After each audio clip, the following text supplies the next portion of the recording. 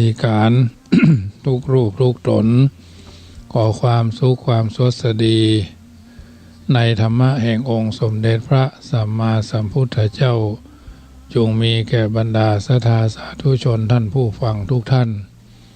ที่มีโอกาสเปิดเครื่องรับฟังรายการเสียงธรรมก่อนรับตาตั้งสถานีวิทยุเพื่อการศึกษาพระพุทธศาสนาและวัฒนธรรม FM ความถี่ 104.50 เมกะเฮิรตซ์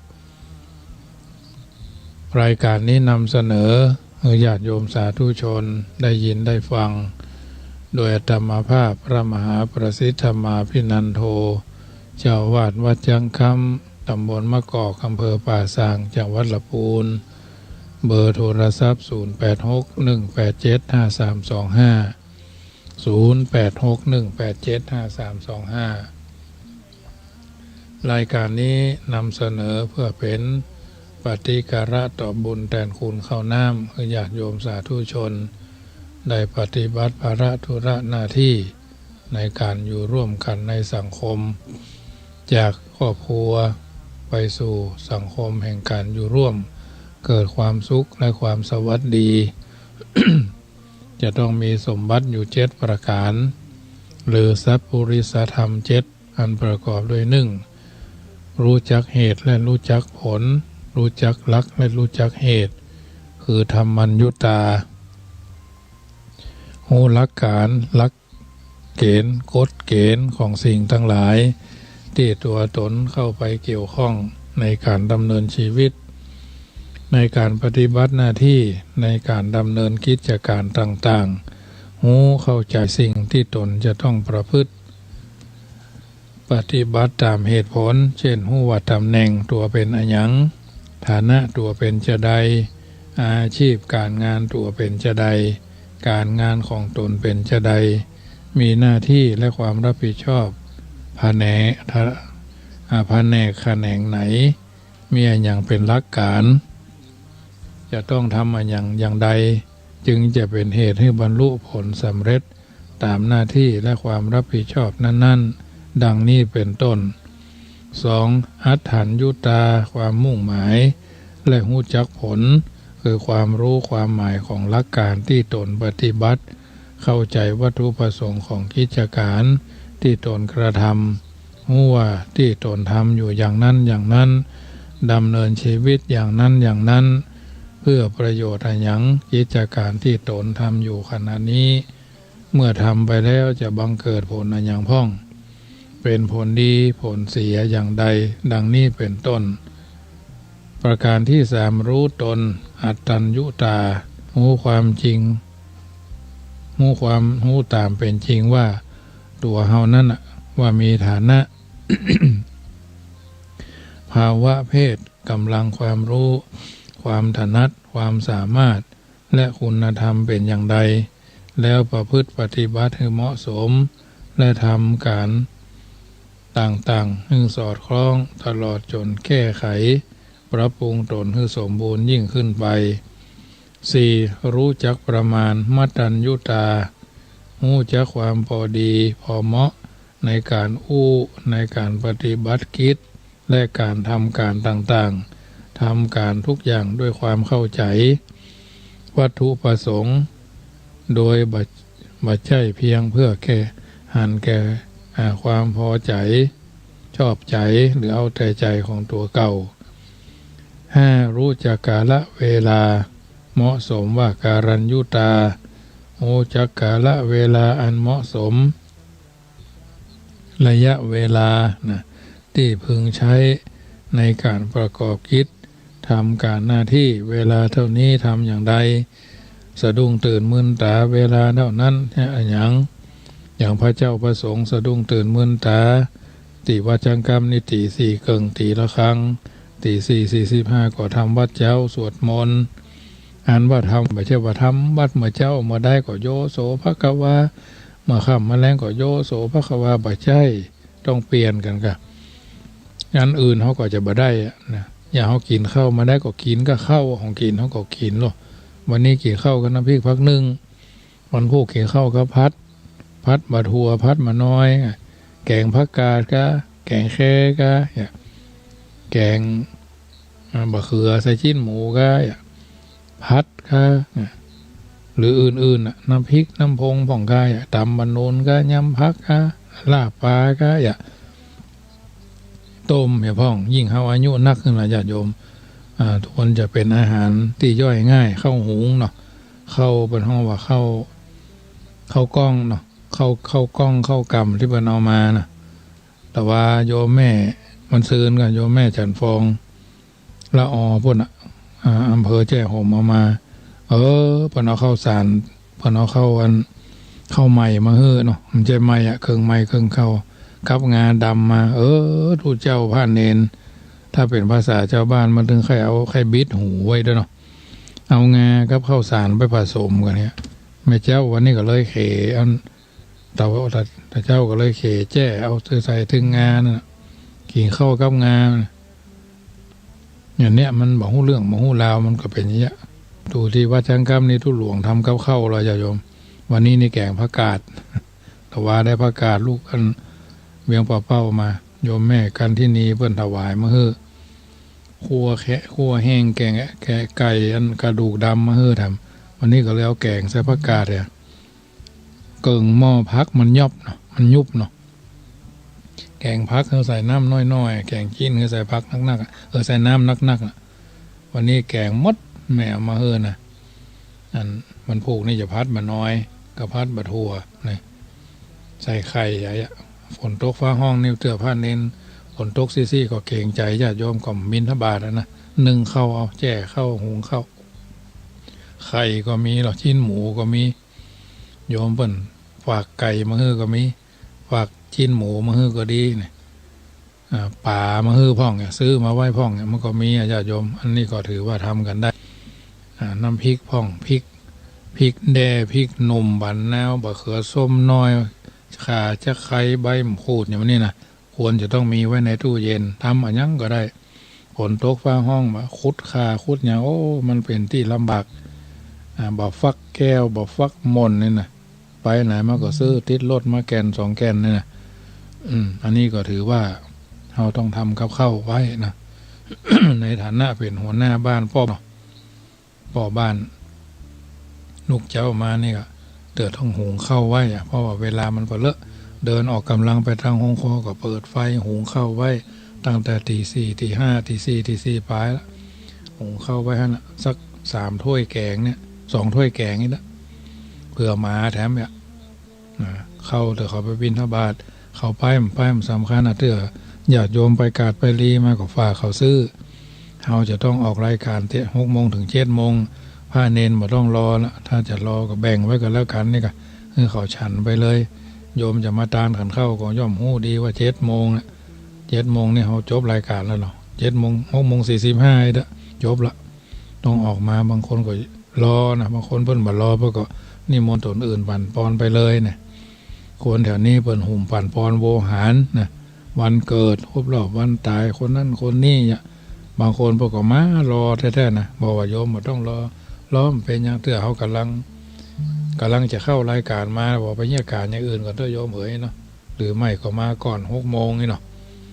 อันนี้เป็นหน้าที่ที่เขาต้องทำเขียนป้ายติดหน้าห้องแหละเนี่ยญาติโยมก็ต้องเข้าใจว่าหน้าที่เขามีหน้าที่หรออย่างวันจันทร์เนี่ยอาตมาภาพสะดุ้งตื่นตั้งมาตี 3เกิงนะลุกขึ้นมาล้างหน้าแปรงฟันอาบน้ำจะต้องลุกปรัดเปล็ดลุกเลยพัดเพชรลุกเลยนะผมน้ำอย่างเรียบร้อยก็ไปเข้าน้ำของส้วมอย่างเรียบร้อยอาบน้ำส่งน้ำเรียบร้อยห่มผ้าคล้องผ้ามาเปิดวิหารตี 4เกิงก็ตีละครั้งเนี่ยตีเกิงก็ตีละครั้งผ่านไปทำบุญก็ไปหุงข้าวไว้ตี 5ห้องเนนตุตี 5ตี 4:45ก็ห้องเนนตื่นมาเอาเปิดเครื่องรอแล้วเนนตั้งโปรแกรมอย่างไว้เสร็จเรียบร้อยก็เนนก็ไปทำพระรถละอย่างเรียบร้อยเนนก็ไปตีละครั้งตีละครั้งเสร็จเรียบร้อยก็มาก็ไปที่บนกันอยู่เนี้ยบางทีบางครั้งก็ฉันเข้าไปเลยก็ได้นะถ้ามีกับข้าวกับป่าอันเนี้ยโดยภาระและหน้าที่ที่ญาติโยมสาธุชนก็คงจะเคยหู้เนาะเนี่ยหู้จักประมาณหู้จักกาลเวลาอันใดอันหนึ่ง ที่เราสามารถที่จะกระทำบำเพ็ญให้เป็นไปนั่นนะสิ่งต่างๆเหล่านี้ถือว่าเป็นสิ่งที่เขาท่านทั้งหลายอาจจะกระทำบำเพ็ญให้เป็นไปตามวาระโอกาสที่จะเกิดขึ้นในสิ่งต่างๆเหล่านั้นนะ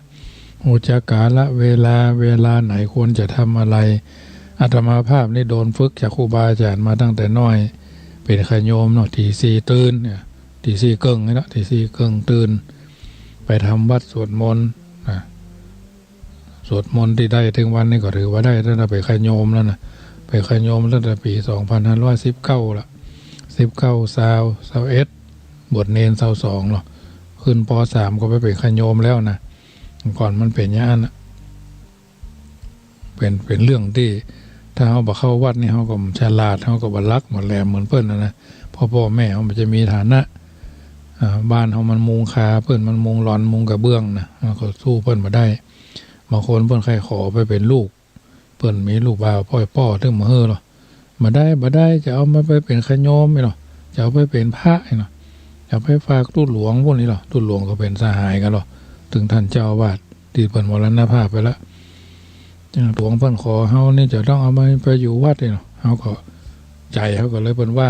ถึงวันเนาะส่งวัดหันผ้าน้อยขโยมมาบิณฑบาตมาแจกปิ่นโตก็จี้ใจมันก็ฟักไฟไปทางนั้นก็เลยมาแยะเป็นส่วนใหญ่ความเป็นขโยมแต่ก่อนเล่นไขครัวเล่นละอ่อนขโยมทั่วไปเล่นเป็นตู้เจ้าพระเนรเนี่ยก่อนนะก็เป็นอย่างนั้นนะมันโดนอยู่ใกล้ชิดกับพ่ออุ้ยแม่อุ้ยเนาะเพิ่นทำการเหล่านี้สิ่งต่างเหล่านี้ถือว่าเขาท่านทั้งหลายได้กระทำบำเพ็ญให้เป็นไปโดยกรณีต่างๆเพราะฉะนั้นที่เขาท่านทั้งหลายได้กระทำบำเพ็ญให้เป็นไปเนี่ยเป็นสิ่งที่เขาท่านทั้งหลายได้ทำอย่างถูกต้องอยู่แล้วก็เป็นส่วนหนึ่งที่ได้ทำหน้าที่ภาระหน้าที่ของตัวของตนอยู่เป็นประจำอยู่แล้วรู้จักชุมชนรู้จักถิ่นรู้จักที่ชุมชนอย่าทับอยู่อำเภอเมืองมาอยู่ป่าซางเนาะปริสันยุตารู้ชุมชนนี้เพิ่นเป็นคนอย่าได้อ่านเพิ่นออกบอกเพิ่นได้ใจตนเป็นถิ่นคนยองประเพณีพิธีกรรมเพิ่นเป็นจะได้รู้จักชุมชนและรู้จักที่ชุมชนรู้จักชุมชนรู้จักการอันควรและบ่ควรเนี่ยอันนี้ถือว่าเอาท่านทั้งหลายในปฏิบัติในสิ่งต่างๆเหล่านี้เกิดขึ้นกับสิ่งต่างๆก็จะเป็นสิ่งที่เราสามารถกระทำบำเพ็ญให้เป็นไปตามปกตินะชุมชนแห่งนี้เพิ่นอยู่กันอย่างอี้เขาก็เข้าใจกันไปถ้าเพิ่นมาเข้าใจเขาก็ต้องไปชี้แจงอธิบาย ชุมชนนี้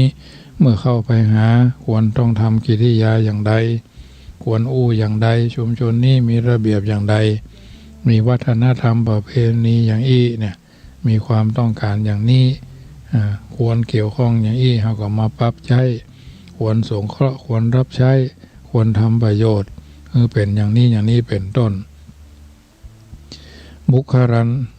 รัญยุตาหูจักบุคคลหูจักเข้าใจความแตกต่างแห่งบุคคลทั่วไปตามจริตอัธยาศัยความสามารถคนนี้มาหาเขาควรจะทำอย่างใดแต่ที่แน่นอนคือบ่าฆ่าลูกน้องบ่ฟ้องเจ้านายบ่าขายเพื่อนเดียวกันกินอยู่ไหนก็สบายบางคนนี่มันมาอ่านนะญาติโยมพอหู้คนนี้รู้หู้เรื่องคนนั้นคนนี้โอ้ยเป็นอันดีต้องการอยากจะเสพอยากจะศึกษาอยากจะเข้าใจเขาว่านะท่านมหาบ่ฮู้กะเขาว่านะตุ้มฮู้กะคุณกอครับคุณขอเป็นอย่างอันอย่างนี้คุณจอครับคุณจอเป็นอย่างอันอย่างนี้ตุ้มฮู้ไกนะถ้าเฮาหาเมื่อใดนะถ้าเฮาบ่สนใจเฮาสนใจมันถึงอย่างเดือดร้อนล่ะบางทีเพิ่นมาล่อเฮาไปตกหลุมพรางบ่ก็มีนะเพราะฉะนั้นบัดเดี๋ยวมันสมัยอัดเทปเนาะอัดเทปคลิปเสียงอย่างต้องระมัดระวังคือในที่โจ้แจ้งนั่นน่ะบ่ต้องไปใส่ใจสนใจอันอย่างมากไม่ใช่เรื่องของตัวบ่ต้องไปควักขี้หูตามหาเพราะฉะนั้นสังคมมันจะอยู่ได้ก็ต้องรู้จักเหตุรู้จักผล2รู้จักความมุ่งหมายรู้จักผล3รู้จักตน4รู้จักประมาณ5รู้จักกาลเวลานะ6รู้จักชุมชน7รู้จักบุคคลเพราะฉะนั้น ไปเจอมาก็เอามาเล่าคงเป็นประโยชน์แก่ท่านผู้ฟังเป็นว่านักก็น้อยเพราะนั้นสิ่งต่างๆเหล่านี้เป็นสิ่งที่เราจำเป็นที่จะต้องทำความเข้าใจการดำเนินชีวิตของเราท่านทั้งหลาย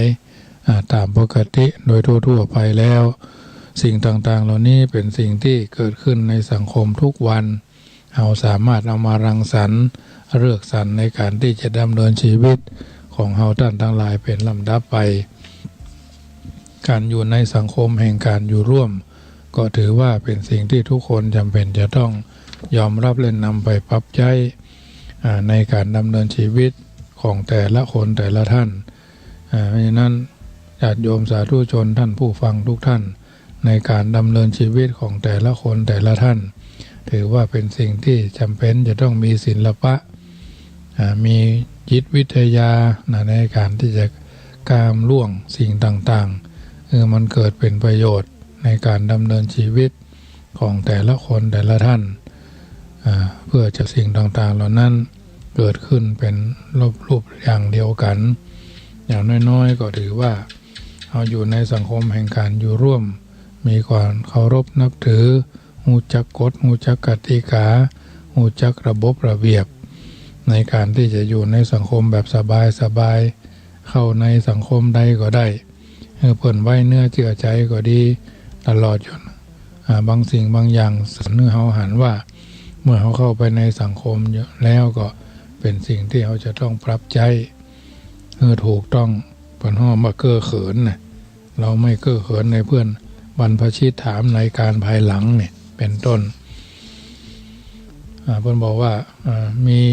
เรื่องเล่าไว้ว่าลิงเปิดแผลนะเพิ่นว่าน้ำใจที่ขัวนะมีข้าราชการท่านผู้ใหญ่ท่านหนึ่งประสบอุบัติเหตุทางรถยนต์กระดูกซี่โครงหักและหัวหรือศีรษะกระทบกระเทือนอย่างร้ายแรงต้องเข้าโรงพยาบาลผ่าตัดด่วนและต้องพักฟื้นอยู่ที่โรงพยาบาลหลายวัน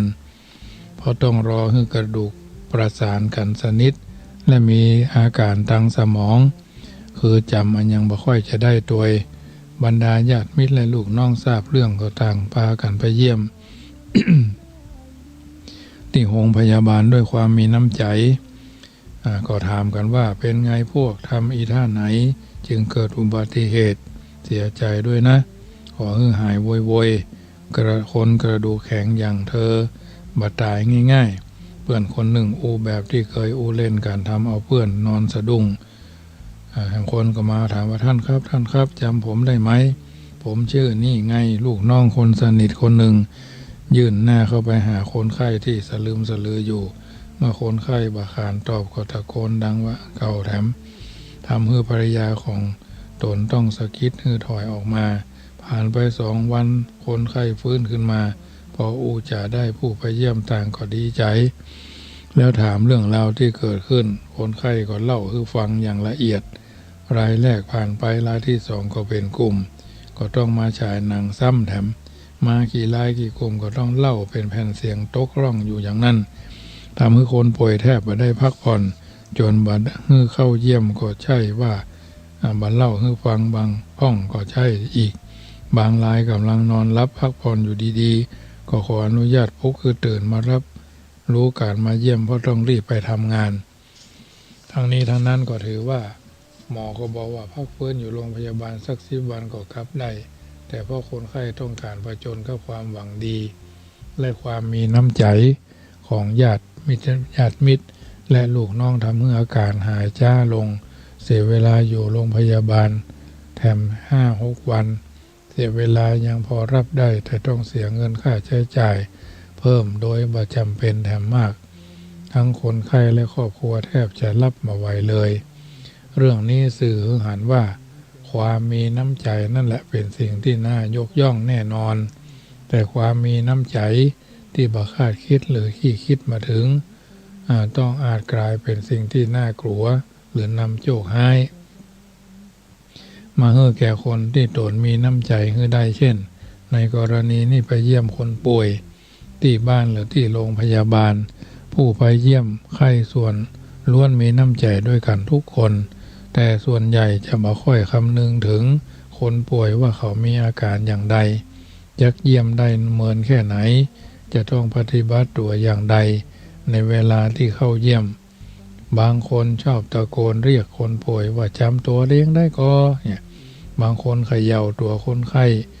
ลืมตาพอตนให้คนป่วยว่าตัวเองมาเยี่ยมเนี่ยบางคนปฏิบัติตามคำแนะนำของโรงพยาบาลที่ให้เปลี่ยนล้อมาให้ใส่เสื้อคลุมในคณะเข้าเยี่ยมล้างมือก่อนแตะต้องคนไข้เพื่อป้องกันการติดเชื้อโดยคิดว่าตัวเองสะอาดเป็นไรกลายเป็นว่าคนเยี่ยมไข้นั่นแหละที่นำให้คนป่วยมีอาการหนักขึ้นกว่าเดิมหายจ้าเพราะถูกรบกวนพ่องเพราะการติดเชื้อพ่องมาได้พักผ่อนเต็มที่พ่องอย่างนี้แหละที่เขาว่าเข้าข่ายหู้ว่าน้ำใจที่น่ากลัวญาติโยมสาธุชนท่านผู้ฟังทุกท่านอันนี้นำเสนอให้ญาติโยมได้ฟังเป็นนิทัศนะอุทาหรณ์เป็นเรื่องที่เราท่านทั้งหลายจำเป็นจะต้องทำความเข้าใจว่าในทางพระพุทธศาสนาเน้นนักเรื่องความสามัคคีปองดองร่วมพี่ร่วมน้องและพุทธศาสนาสอนเรื่องเชื่อกรรมหูกรรมนะกรรมคือการกระทำกรรมหมายถึงการกระทำที่ประกอบด้วยเจตนาแสดงออกทางกายก็ตามคำอู้ก็ตามใจก็ตามเป็นอดีตก็ตามปัจจุบันก็ตามอนาคตก็ตามดีก็ตามชั่วก็ตามเป็นกรรมทั้งสิ้นฉะนั้นกรรมตามความหมายที่อู้กันทั่วไปนั่นจึงมักจะทำให้เกิดความสับสนขาดเคลื่อนขึ้นมาอย่างใดอย่างหนึ่งจะต้องทำความเข้าใจให้ถูกต้องแต่ต้นเป็นอันว่าภาษาสามัญที่คนทั่วไปอู้กันก็มีข้อคาดเคลื่อนอยู่พ่องบ่น้อยกว่านักกรรมมุนาวัตติโลโกนั่นกรรมสัตว์โลกย่อมเป็นไปตามกรรมเป็นต้นอันนี้ญาติโยมสาธุชนท่านผู้ฟังทั้งหลายเอาทำมาบัดดีก้มหน้ารับกรรมบัดดีต่อไปสัตว์โลกเป็นผู้เป็นไปตามกรรมเนาะกรรมดีก็เป็นกุศลกรรมกรรมบดีก็เป็นอกุศลกรรมตามเมื่อท่านทั้งหลายได้รู้ได้เข้าใจนำไปเป็นนิทัศนะอุทาหรณ์เตือนจิตสกิจใจของแต่ละคนแต่ละท่านน้อยๆก็สิ่งต่างๆนี้ก็คือมีความสามัคคีปองดองเป็นน้ำหนึ่งใจเดียวกันอยู่ในสังคมแห่งการอยู่ร่วมวิถีชีวิตและแนวทางแห่งการทำความดีก็คือการมีน้ำใจเอื้อเพื่อแผ่ซึ่งกันและกันในที่สุด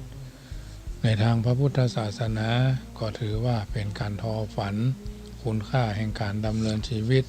ของเฮาท่านทั้งหลายก็คือการดำเนินชีวิตโดยบ่มีสิ่งที่บดีบ่งามอยู่ในการดำเนินชีวิตของ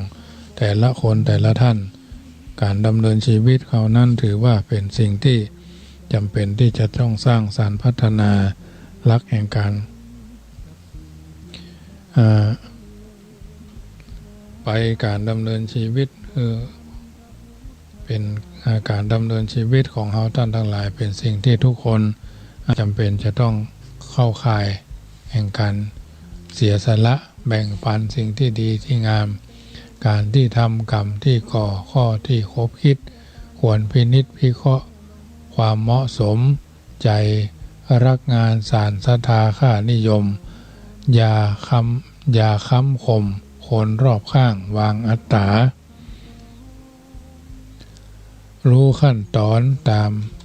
ติดตามความถูกต้องผิดบกพร่องรู้ผ่อนผันแก้ปัญหาทันสมัยทันเหตุการณ์ใช่ด้านชารู้เวลารู้เตือนตนรู้ผลงานอันนี้ถือว่าเอาท่านทั้งหลายได้ทำความดีสร้างเสริมบารมีอาการดำเนินชีวิตของเฮาท่านทั้งหลายเป็นลำดับไปน้ำธรรมคำสอนก็ถือว่าเป็นส่วนหนึ่งที่เฮาท่านทั้งหลายเอามาพิจารณาในการดำเนินชีวิตเพิ่นบอกว่าโลกอุบัติสัตว์สิ่งของคู่โรคสุขทุกข์โศกหลายหลากวิบากผลเงาตามตัวชั่วดีมีตามตนหนีบ่พ้นกฎแห่งกรรมคิดนำทาง นึ่งข้างบาปอุบาทบ่มอบายเบ่งเหมือนกล่องเล่งกระนำซ้ำสัตว์สร้างข้างหนึ่งบุญอุ่นใจจิตไม่จางสองตัวอย่างหยัดอยู่ยังคู่ยุคคิดวิเคราะห์ไปเลาะคำทำถูกต้องกุศลส่องควันลองเสริมเพิ่มพูนสุข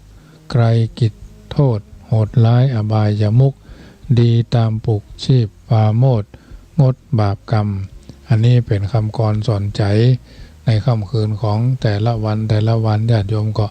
นำไปพินิจพิจารณาเปลี่ยนในการที่อยู่ในสังคมแห่งการอยู่ร่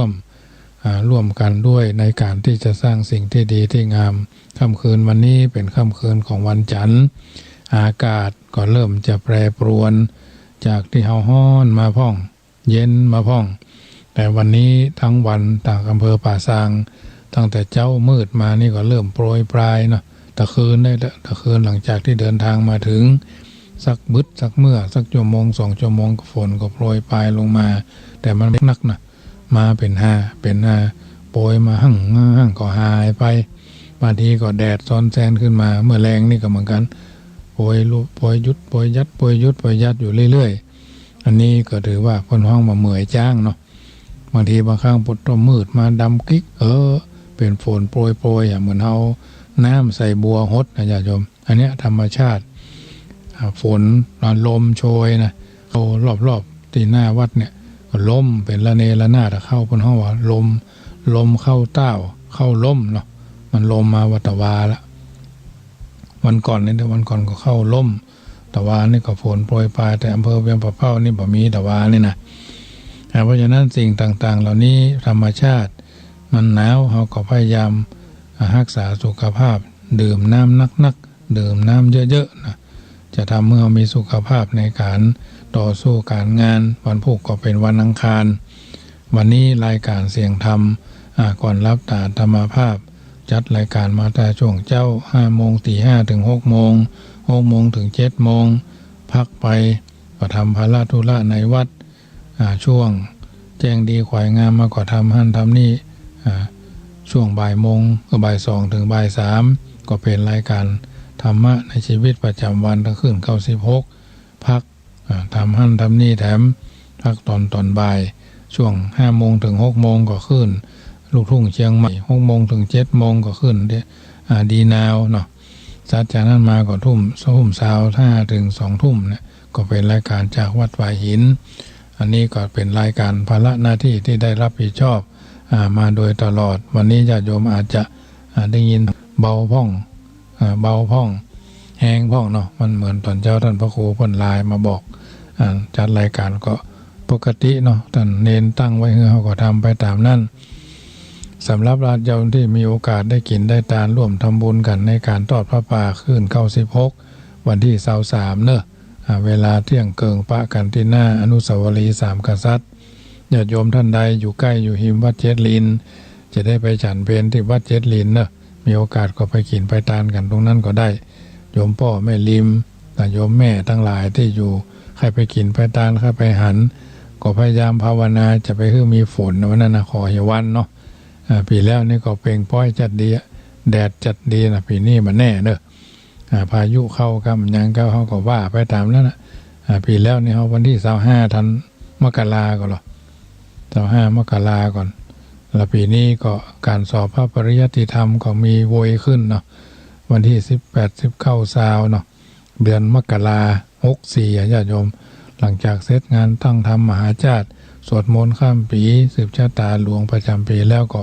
คงจะเตรียมตัวลงไปสอบเนาะปีนี้ก็คงจะทำไปตามภูมิปัญญาที่เขาได้ปฏิบัติมาตลอดปีเนาะงานก็ดีการศึกษาก็ดีกิจการอื่นๆก็ดีต้องทำอย่างต่อเนื่องดังนั้นค่ำคืนนี้ญาติโยมได้ยินได้ฟังแล้วนำข้อเตือนจิตสกิดใจไปเป็นปฏิบัติธรรมในการดำเนินชีวิตของเฮาท่านทั้งหลายเป็นลำดับไปน้ำธรรมคำสอนในทางพระพุทธศาสนา